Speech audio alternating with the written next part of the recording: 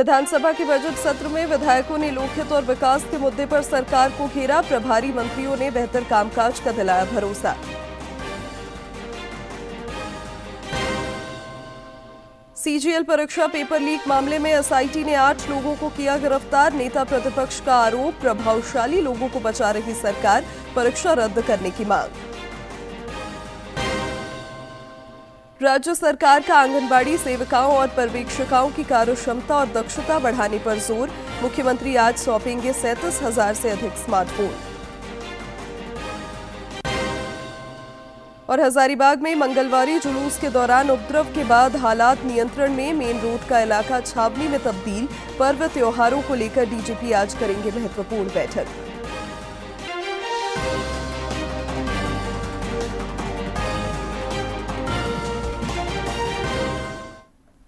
झारखंड विधानसभा के बजट सत्र का आज 19वां दिन है। प्रश्नकाल के दौरान विधायकों ने जनहित से जुड़े मुद्दों पर सरकार को जोरदार तरीके से घेरा। भाजपा विधायक नवीन जायसवाल ने केंद्र प्रायोजित हर घर नल जल योजना की धीमी गति पर सरकार पर निशाना साधा। इस पर पेयजल एवं स्वच्छता मंत्री योगेंद्र प्रसाद ने अपनी दलील दी। जवाब देते हैं उसमें पॉलिटिकल बात समझ में आती है। आपने इसमें लिखा है कि केंद्रांश की राशि अपर्याप्त है। पहला मेरा पूरक ये है कि भाई ये जो योजना 62,54,000 लोगों को पानी देना था, उसकी लागत क्या थी? माननीय सदस्य को आपके माध्यम से बताना चाहूंगा कि अब तक 34,24,311 आदत घरों में पेयजल आपूर्ति शुरू कर दिया गया है महोदय। और माननीय सदस्य की जो दूसरी चिंता थी, उनका कहना था कि भाई ये 2024 में इसको कंप्लीट करना था। तो माननीय अध्यक्ष महोदय, हम लोग को भी उम्मीद था, क्योंकि नल जल योजना जो है 50% केंद्रांश है और 50% राज्यांश है, लेकिन जब तक केंद्रांश नहीं मिलेगा महोदय, तब तक राज्यांश हम नहीं लगा सकते। राज्य में विभिन्न विभागों को मैन पावर उपलब्ध कराने वाली एजेंसियों के कामकाज का मुद्दा भी विधानसभा में कल उठा। विधायक प्रदीप यादव ने कहा कि इन एजेंसियों द्वारा सही तरीके से कर्मियों के मानदेय का भुगतान नहीं किया जा रहा है। इस पर प्रभारी मंत्री रामदास सोरेन ने कहा कि शिकायत मिलने पर एक कंपनी के खिलाफ कार्रवाई की गई है और भविष्य में भी शिकायत मिलने पर सरकार कार्रवाई करेगी। जहां तक एजेंसियों की पैसे की बात है और पैसे लेन देन करके एजेंसी को अलॉटमेंट किया जाता है, जिस पर सरकार की ओर से जो लुमिनस कंपनी के विरुद्ध शिकायत प्राप्त हुई थी, नियमानुसार उस पर कार्रवाई की गई है। महोदय, इसी तरह अगर किसी भी एजेंसी के ऊपर किसी तरह का आरोपों का अगर शिकायत आती है, तो निश्चित तौर पर उसमें सरकार कड़ी से कड़ी कार्रवाई करेगी। सीजीएल परीक्षा पेपर लीक मामले में एसआईटी ने बड़ी कार्रवाई करते हुए 8 लोगों को गिरफ्तार किया है। सीआईडी की एसआईटी ने बताया कि अभ्यर्थियों को भ्रमित कर पेपर के नाम पर पैसे की उगाही की गई थी। सीआईडी की ओर से बताया गया है कि पेपर लीक होने का साक्ष्य नहीं मिला है। पेपर लीक गिरोह से जुड़ा सरगना गोरखपुर का है, जिसकी तलाश की जा रही है। गौरतलब है कि सीजीएल की परीक्षा पिछले वर्ष 21 और 22 सितंबर को 3 पालियों में हुई थी। परीक्षा के बाद पेपर लीक का मामला सामने आया था। यह मुद्दा झारखंड उच्च न्यायालय भी पहुंचा, जिसके बाद अदालत ने परीक्षा परिणाम जारी करने पर रोक लगा दी। इधर नेता प्रतिपक्ष बाबूलाल मरांडी ने सीजीएल परीक्षा रद्द कर उच्च स्तरीय जांच की मांग की है। उन्होंने कहा कि इस घोटाले में शामिल सफेद पोशों को हिरासत में लेना चाहिए। श्री मरांडी ने कहा कि ऐसा लग रहा है कि बड़ी मछलियों को बचाने के लिए छोटी मछलियों को फंसाया जा रहा है। नेता प्रतिपक्ष ने यह भी कहा कि एसआईटी की कार्रवाई से यह स्पष्ट है कि इस बड़े फर्जीवाड़े में सरकार से जुड़े प्रभावशाली लोगों का हाथ हो सकता है।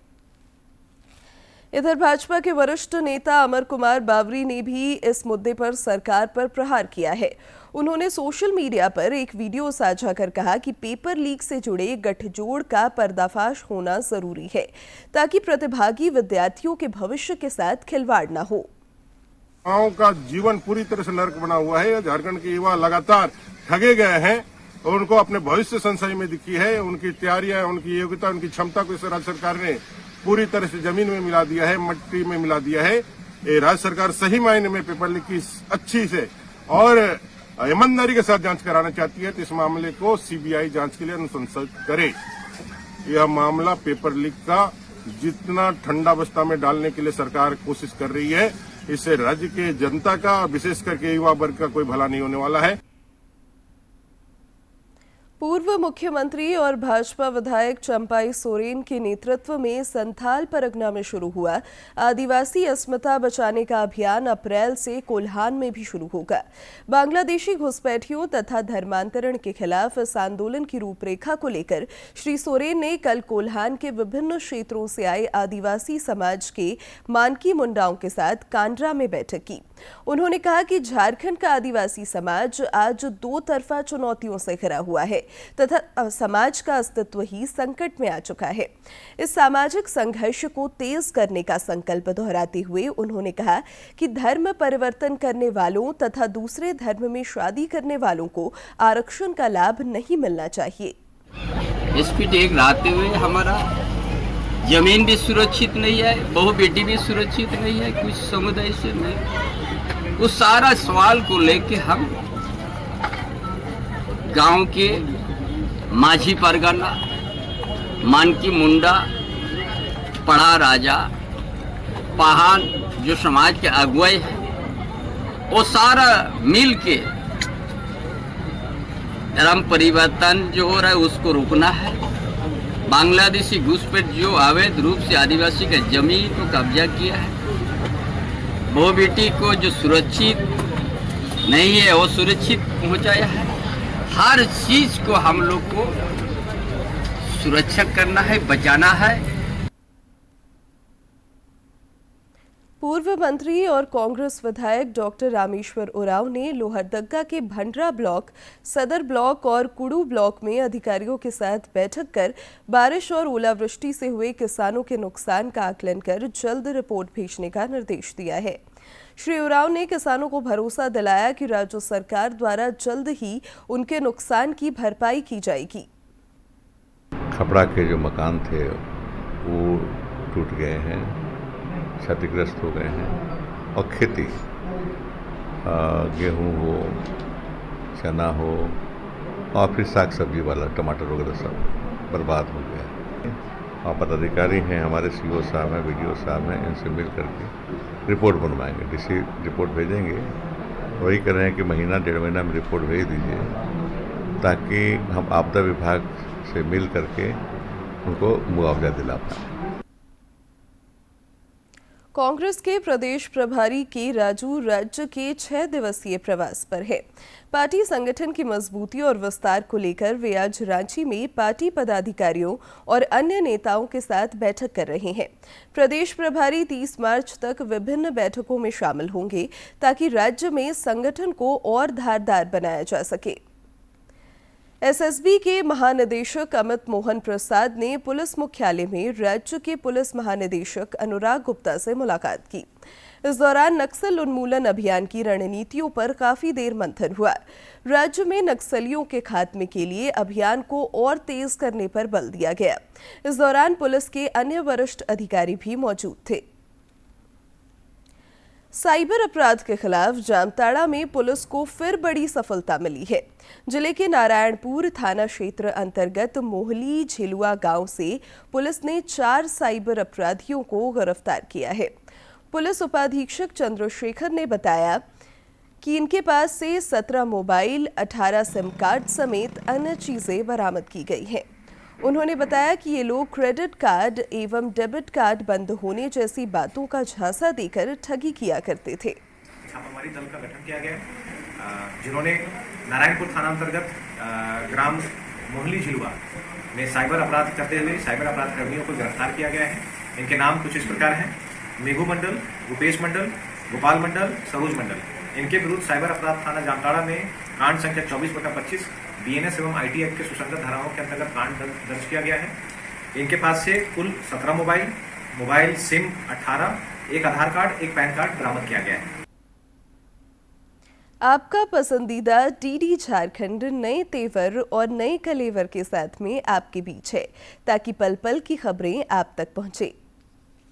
आपका अपना पसंदीदा डीडी झारखंड, गांव से लेकर कस्बों और शहरों तक की है धड़कन। सटीक, विश्वसनीय और तेज खबरों का भी है आईना। राजनीति के मंच से सत्ता के गलियारों तक, खेत से खलिहान और मनोरंजन से इंफोटेनमेंट तक, खेल के मैदान से रंगमंच की खबरों तक, सब कुछ देखिए हमारे प्रादेशिक समाचार में हर रोज दोपहर 12:30, शाम 6:30 और 7:30 बजे, सिर्फ और सिर्फ डीडी झारखंड पर। राज्य सरकार आंगनबाड़ी सेविकाओं और पर्यवेक्षिकाओं की कार्यक्षमता और दक्षता बढ़ाने पर खास जोर दे रही है। इस क्रम में राज्य की 37,000 से अधिक सेविकाओं और सहायिकाओं को स्मार्टफोन से लैस किया जा रहा है। मुख्यमंत्री हेमंत सोरेन आज रांची में एक कार्यक्रम के दौरान सांकेतिक रूप से इन्हें स्मार्टफोन सौंपेंगे। गिरिडीह सांसद चंद्र प्रकाश चौधरी ने नई दिल्ली में केंद्रीय कोयला मंत्री जी किशन रेड्डी से मुलाकात की। इस दौरान झारखंड में कोयला खनन से जुड़ी परियोजनाओं को लेकर दोनों के बीच बातचीत हुई। इस दौरान पुनर्वास और रोजगार सृजन तथा स्थानीय उद्योगों को बढ़ावा देने पर भी विमर्श हुआ। श्री चौधरी ने केंद्रीय मंत्री को खरखरी कोयला परियोजना में कथित नियमों की अवहेलना से भी अवगत कराया, जिस पर श्री रेड्डी ने कार्रवाई का आश्वासन दिया। इस दौरान विस्थापितों के पूर्णकालिक ट्राइब्यूनल को लेकर भी दोनों के बीच वार्ता हुई। नई दिल्ली में एक देश एक चुनाव पर गठित जेपीसी की कल बैठक हुई। इस बैठक में दिल्ली हाईकोर्ट के पूर्व मुख्य न्यायाधीश राजेंद्र मेमन और अटॉर्नी जनरल आर वेंकटरमनी को बुलाया गया था। दोनों कानूनी विशेषज्ञों ने इस मुद्दे पर अपनी विस्तृत राय रखी। विभिन्न राजनीतिक दलों की ओर से समिति में शामिल सदस्यों ने तमाम विषयों पर कई सवाल पूछे। बैठक के बाद जेपीसी अध्यक्ष पीपी चौधरी ने कहा कि सभी सदस्य राष्ट्रीय हित में काम कर रहे हैं। जेपीसी पूरी तरह से दलगत राजनीति से ऊपर उठकर काम कर रही है। पीपी चौधरी के मुताबिक समिति की अगली बैठक 2 अप्रैल को दोपहर 3 बजे से संसद भवन परिसर में होगी। मीटिंग बहुत अच्छी रही, बड़ा पॉजिटिव एटीट्यूड था सभी मेंबर का। और हमारे पहले जस्टिस अवस्थी ने अपना प्रेजेंटेशन दिया और उसके बाद में यू ललित साहब जो सुप्रीम कोर्ट के चीफ जस्टिस रह चुके हैं उन्होंने दिया और सब ने दोनों प्रेजेंटेशन के लिए बहुत अप्रिशिएट किया सब मेंबर्स ने। और मेंबर्स के जो क्लैरिफिकेशन क्वेश्चन थे वो सारा का सारा रिस्पॉन्ड हुए।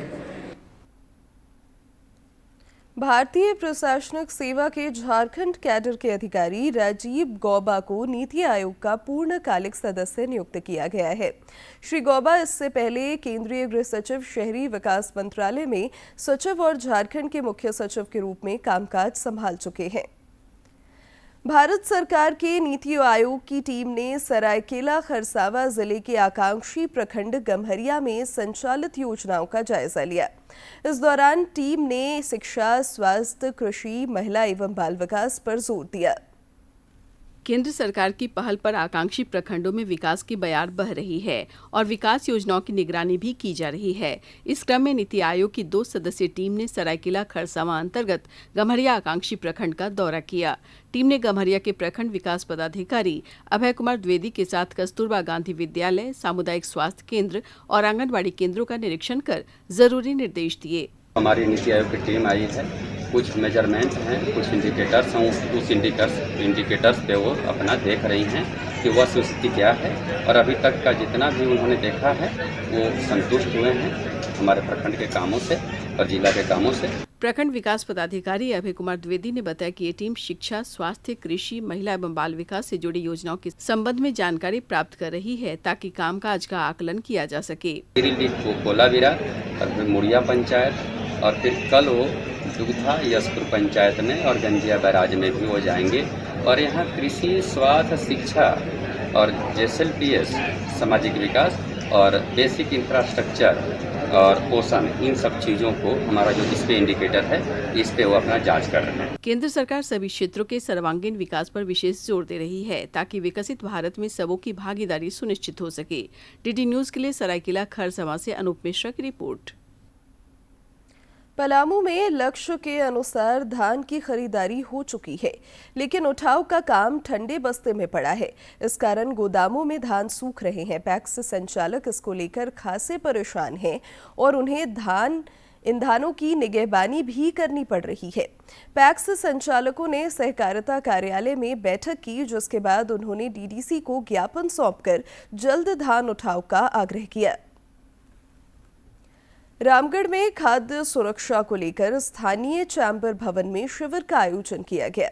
इस दौरान खाद्यान्न सामग्री बेचने वाले कारोबारियों को लाइसेंस और रजिस्ट्रेशन कराने के लिए प्रेरित किया गया। इस मौके पर रामगढ़ फूड सेफ्टी अधिकारी दीपशिखा समेत चैम्बर अधिकारी और कई व्यवसायी मौजूद थे। संबंधित जागरूकता भी है और उन्हें लाइसेंस और रजिस्ट्रेशन के लिए यहाँ पे कैंप लगाया गया है, जिसमें वो अपना आवेदन दे सकते हैं। ऑनलाइन किया जाएगा इसको और उन्हें दिया जाएगा लाइसेंस वगैरह। लोगों में जागरूकता बढ़ेगा, खाद्य सुरक्षा के प्रति, साफ सफाई के प्रति, अपना दुकान परिसर प्रतिष्ठान के प्रति फायदा होगा। साफ सुरक्षा लोग बढ़ेगा, लोग इससे जागरूक होंगे। इससे क्या होगा कि जो खाद्य व्यवसायी हैं उनके ऊपर में एक रहे कि हमें साफ सुथरा अच्छा अनाज, अच्छे खाने का सामान बेचना है। इससे जनता को भी काफ़ी फायदा होगा। रामनवमी को लेकर राजधानी रांची में कल दूसरी मंगलवारी पर भव्य जुलूस निकाला गया, जिसमें बड़ी संख्या में राम भक्त शामिल हुए। श्री राम के जयकारों से इस दौरान शहर गुंजायमान रहा। भक्तों ने गाजे बाजे के साथ अस्त्र शस्त्र चालन का प्रदर्शन भी किया। यह जुलूस शहर के विभिन्न मार्गों से होते हुए महावीर चौक पहुंचा।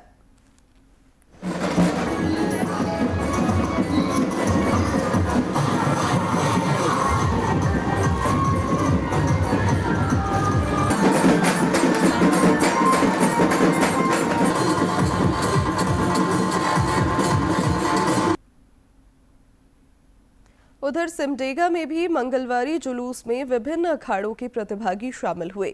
श्री रामनवमी प्रबंधन समिति ने बताया कि इस वर्ष जिले में रामनवमी को लेकर 6 दिवसीय आयोजन होगा। रामनवमी के दिन भव्य शोभा यात्रा भी निकाली जाएगी।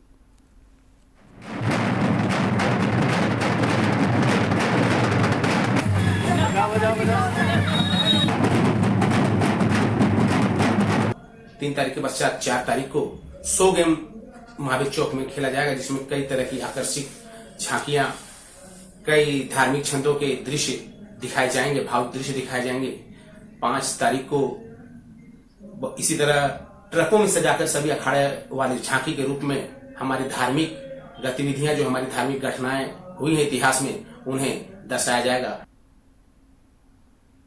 इधर हजारीबाग शहर में कल देर शाम मंगलवारी जुलूस के दौरान माहौल बिगाड़ने की कोशिश की गई। जुलूस के दौरान पत्थरबाजी पर आक्रोशित लोगों ने दुकानों में तोड़फोड़ की। पुलिस को हालात नियंत्रित करने के क्रम में हवाई फायरिंग भी करनी पड़ी। हजारीबाग उपद्रव मामले की गूंज आज विधानसभा में भी सुनाई पड़ी। विधायक नवीन जायसवाल ने इस मुद्दे को उठाया। नेता प्रतिपक्ष बाबूलाल मरांडी ने भी उनका समर्थन करते हुए कहा कि पर्व त्योहारों के दौरान अशांति फैलाने वालों को चिन्हित कर उन पर कार्रवाई किए जाने की जरूरत है। संसदीय कार्य मंत्री राधाकृष्ण किशोर ने कहा कि सरकार राज्य में सांप्रदायिक सौहार्द बरकरार रखने के लिए दृढ़ संकल्पित है। हमारे पास बहुत सारे तकनीक है, आखिर आप उस पर्व में उस तकनीकों का आप उपयोग करिए, ड्रोन कैमरा का उपयोग करिए, लाइट की पूरी व्यवस्था करिए और साथ ही जगह जगह पर आप सीसीटीवी कैमरा भी आप लगाइए।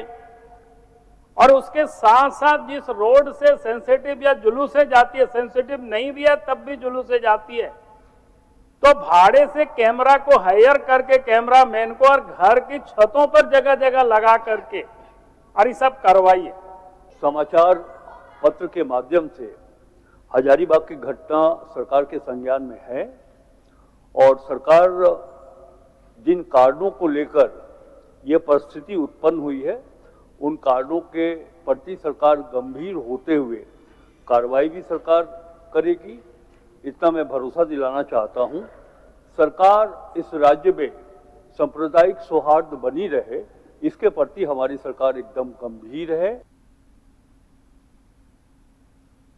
पर्व त्योहारों के दौरान विधि व्यवस्था के मुद्दे पर विचार विमर्श के लिए डीजीपी अनुराग गुप्ता ने आज वर्चुअल माध्यम से बैठक बुलाई है।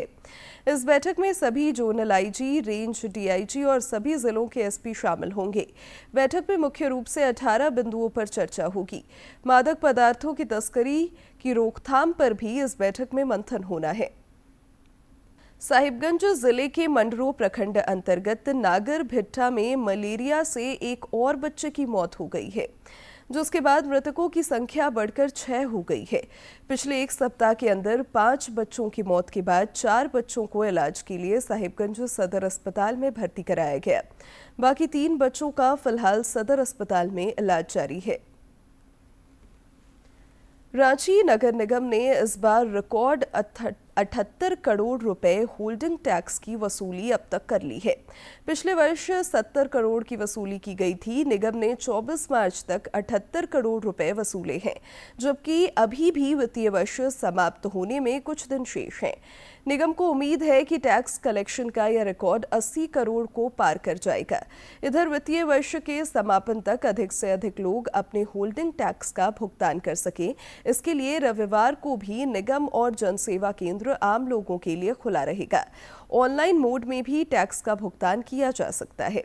आगामी 31 मार्च तक होल्डिंग टैक्स जमा नहीं करने वाले भवन मालिकों से निगम जुर्माना के साथ टैक्स वसूलेगा। रांची के जेएससीए स्टेडियम में आज मुख्यमंत्री एकादश और विधानसभा अध्यक्ष एकादश के बीच मैत्री क्रिकेट मैच खेला जाएगा। स्पीकर रविंद्रनाथ महतो ने कल सदन में इस बात की जानकारी दी। विधायक नीरा यादव द्वारा महिलाओं के लिए भी खेल आयोजित करने की मांग पर विधानसभा अध्यक्ष ने खेल मंत्री को महिला मंत्रियों और विधायकों के लिए बैडमिंटन प्रतियोगिता आयोजित करने का निर्देश दिया। रांची में चल रही राष्ट्रीय महिला हॉकी लीग के अंतिम चरण का 6ठा दिन मेजबान झारखंड के लिए निराशाजनक रहा। झारखंड को हरियाणा ने पेनल्टी शूटआउट में 3-1 से पराजित कर दिया। इससे पहले खेले गए मैचों में ओडिशा, महाराष्ट्र और बंगाल ने जीत दर्ज की। और अब बात मौसम की। राज्य में न्यूनतम और अधिकतम तापमान लगातार बढ़ रहा है। मौसम विज्ञान केंद्र ने तापमान में और वृद्धि की संभावना जताई है। 3 दिनों में तापमान में और 4 से 5 डिग्री सेल्सियस तक की वृद्धि हो सकती है। आगामी 31 मार्च तक मौसम के शुष्क बने रहने का पूर्वानुमान है। क्रिएट इन इंडिया और वेव्स के जरिए भारत की सांस्कृतिक विरासत को संरक्षित करने और बढ़ावा देने के लिए पूर्व मिस इंडिया और भारतीय फिल्म अभिनेत्री रूही सिंह को भारतीय कॉमिक्स एसोसिएशन का ब्रांड एम्बेसडर नियुक्त किया गया है। रूही सिंह को इंडियन कॉमिक्स एसोसिएशन का ब्रांड एम्बेसडर नियुक्त किया गया है। रूही सिंह आगामी वेब्स 2025 कार्यक्रम में एसोसिएशन का प्रतिनिधित्व करेंगी। भारतीय कॉमिक्स और संस्कृति को बढ़ावा देने के लिए आयोजित इस कार्यक्रम को लेकर अभिनेत्री रूही सिंह काफी उत्साहित हैं। उन्होंने वेब्स को देश की प्रतिभा को प्रदर्शित करने की दिशा में एक शानदार पहल बताया। तो इंडियन गवर्नमेंट ने इतना अच्छा एक इनिशिएटिव लिया है, जहाँ पे हमारे जो भी छोटे शहरों के या फिर जो हमारे इंडिया के जो आर्टिस्ट हैं, जिनको एक्सपोजर नहीं मिल पा रहा है और उनके पास ये कला है, which is to create characters and to write comic books, उनको ये एक्सपोजर मिलेगा। So I am very proud and I am very excited to meet all of them. Social media का ज़माना चल रहा है, हर कोई अपने फ़ोन पे और कंप्यूटर पे टाइम स्पेंड कर रहा है, तो बुक्स रीड करना, कॉमिक बुक्स देखना, उन कैरेक्टर्स को समझना एक ऐसी चीज़ थी जो I think it's very important right now कि उसको आगे लाया जाए। इंडियन कॉमिक्स एसोसिएशन की ब्रांड एम्बेसडर के रूप में रूही सिंह ने कॉमिक्स के बारे में जागरूकता बढ़ाने के लिए प्रतिबद्धता जताई है। उन्होंने कहा कि वेब्स उभरते और स्थापित दोनों तरह के कलाकारों को आगे बढ़ने का एक मंच साबित होगा। एक कंट्री की बैकबोन होती है उसकी एजुकेशन, उसके लोग, और अगर उसके लोग पढ़े लिखे हैं और समवेयर सक्षम हैं इन टर्म्स ऑफ आर्ट्स, जो आर्टिस्ट्स हैं उनकी आर्ट सबको, उनका टैलेंट सबको दिख रहा है, जो एजुकेशनलिस्ट हैं, जो कि स्टूडेंट हैं, स्कॉलर्स हैं, उन सबको प्रॉपर एक्सपोजर मिल रहा है, तो ऐसे ही देश आगे बढ़ता है। मैं चाहती हूँ कि कहीं ना कहीं मैं अपना कंट्रीब्यूशन करूँ उन टैलेंटेड लोगों को हेल्प करने में, जिनको प्रॉबेबली या तो फाइनेंशियली या फिर एक्सपोजर या फिर किसी तरीके से उनका आर्ट बाहर नहीं आ पा रहा है और वो वो अपने फुल पोटेंशियल तक पहुंच नहीं पा रहे हैं। इंडियन कॉमिक्स उद्योग का इतिहास लगभग 1 सदी पुराना और समृद्ध है। वेब्स के साथ देश, नवाचार, रचनात्मकता और कहानी कहने के जुनून से प्रेरित भारतीय कॉमिक्स में एक नए युग का गवाह बन रहा है। वेब्स कॉमिक्स क्रिएटर चैंपियनशिप एक प्रमुख कार्यक्रम है जो सूचना एवं प्रसारण मंत्रालय की क्रिएटिव इन इंडिया पहल को आगे बढ़ाता है ताकि भारत के रचनात्मक उद्योगों को वैश्विक मंच पर उभारा जा सके। श्यामा मिश्रा की रिपोर्ट, डीडी न्यूज। प्रधानमंत्री नरेंद्र मोदी 30 मार्च को आकाशवाणी पर मन की बात कार्यक्रम में देश विदेश के लोगों के साथ अपने विचार साझा करेंगे। यह मासिक रेडियो कार्यक्रम की 120वीं कड़ी होगी। कार्यक्रम के लिए लोग अपने सुझाव टोल फ्री नंबर 1800-117800 के माध्यम से दे सकते हैं। मन की बात है जन जन की, संघर्षों के कुछ किस्से, कहानी कुछ सफलताओं की, अनकही विरासत की, उम्मीदें नए भारत की। महीने के आखिरी रविवार का रहता है इंतजार। ब्रह्मपुत्र के घाट से हिमालय के विस्तार तक होती है मन की बात प्रधानमंत्री के साथ। तो सुनिए इस महीने 30 मार्च सुबह 11 बजे मन की बात आकाशवाणी। और अब अंत में मुख्य समाचार एक बार फिर।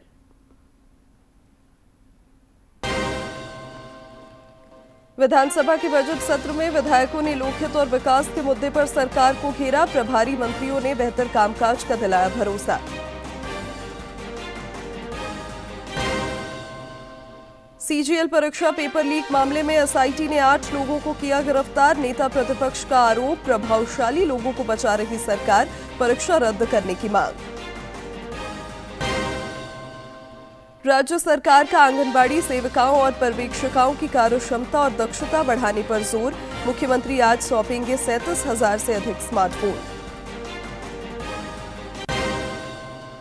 और हजारीबाग में मंगलवारी जुलूस के दौरान उपद्रव के बाद हालात नियंत्रण में, मेन रोड का इलाका छावनी में तब्दील। पर्व त्योहारों को लेकर डीजीपी आज करेंगे महत्वपूर्ण बैठक।